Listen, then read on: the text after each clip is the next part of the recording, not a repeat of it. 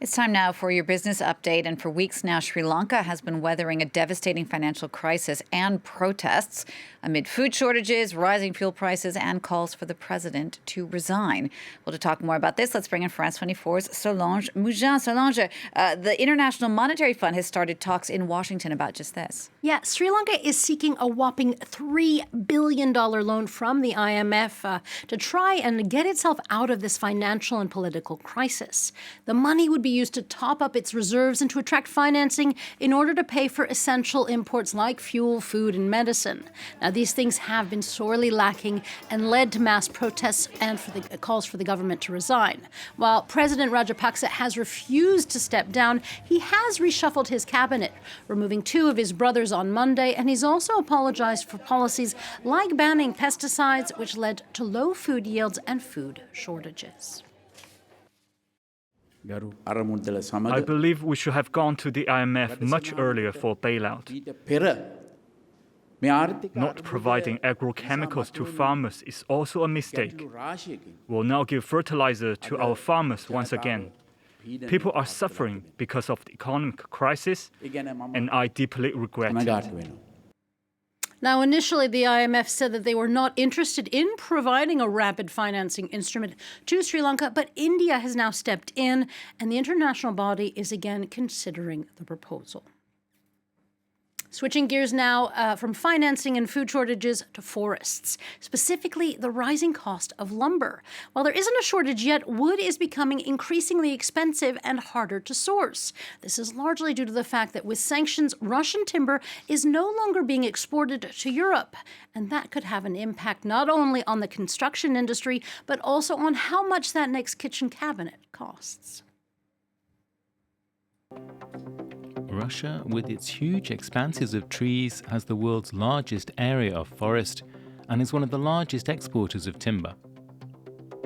Deliveries to Western Europe, though, have stopped because of the war in Ukraine, and that has put the furniture-making industry in France under pressure.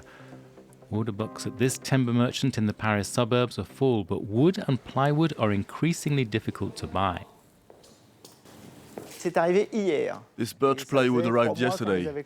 We ordered it 3 months ago. It normally takes 4 or 5 weeks to come. We are stocking up as much as we can, when we can get the wood. Buyers have turned to Sweden and Finland as alternative sources, but production from those countries is not enough to fill the gap. Stocks of wood are down at this furniture maker in eastern France.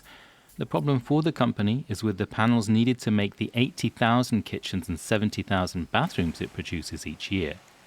Orders are up, but the timber shortage is hiking costs. The paneling has increased in price significantly since the start of the year. It's 20 to 25% more, which is an additional cost of almost 10 million euros a year. The main risk now is if the price increase continues and threatens company profitability. Further down the line, we'll face the possibility of not being able to make the furniture. For the moment, we're managing.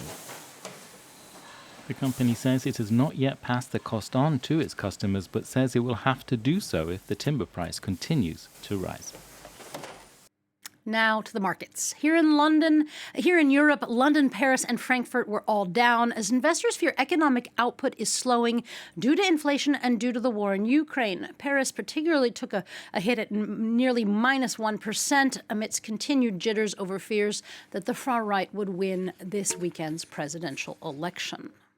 Now, continuing with our coverage of the French election, one issue that's coming to the fore is the environment. It was largely put aside in the first round as the war in Ukraine and the cost of living dominated debate. But the climate crisis and specifically renewable energy are again hot-button issues. And as Nicholas Rushworth tells us, the candidates have very divergent views, with Emmanuel Macron wanting to add thousands of jobs in the wind turbine industry and Marine Le Pen vowing to dismantle it entirely. The climate emergency is a key part of France's presidential fight. Emmanuel Macron, on a recent visit to a newly opened wind turbine factory in northern France, said he would make France a leader in offshore wind power. Increasing industrial output and producing offshore wind turbines is a coherent approach, and you are at the heart of this strategy for the environment and industry. That's a sharp contrast to his rival Marine Le Pen of the far right, who said in January that wind turbines would be dismantled if she's president, to concentrate on nuclear energy. I will stop the development of all wind projects at sea and on land. No more space in our country will be sacrificed to a sector that serves no purpose for France's energy mix. Macron last Saturday at a rally in Marseille said he would make France the first leading nation to end oil, gas and coal consumption, and said his next prime minister would be directly responsible for ecological planning. He labelled Le Pen a climate change skeptic.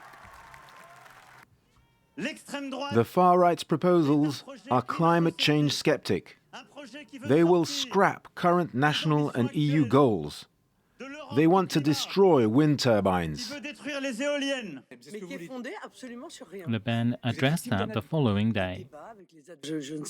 I don't know what basis he has for saying this. I've never been a climate change skeptic. I do take the environment into account. Both candidates are now courting environmentally conscious voters. Many of them cast their ballots in the first round for leftist Jean-Luc Mélenchon and his green policies. And finally, we turn to a little something for all those music lovers out there. The French streaming platform Deezer has announced it is going public. In July, it will enter the French stock market thanks to a deal made with an acquisition company, or SPAC, that's partially owned by the Pinot family. Now, Deezer made an initial attempt 7 years ago, but pulled out.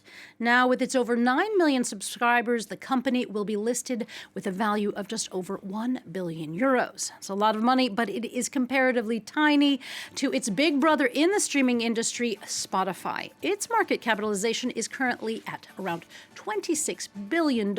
Nonetheless, Deezer still made some 400 million euros in revenue last year. So, Jeannie, that still could interest investors. Certainly could. Solange, thanks so much for that. Solange Moujon there with your business update.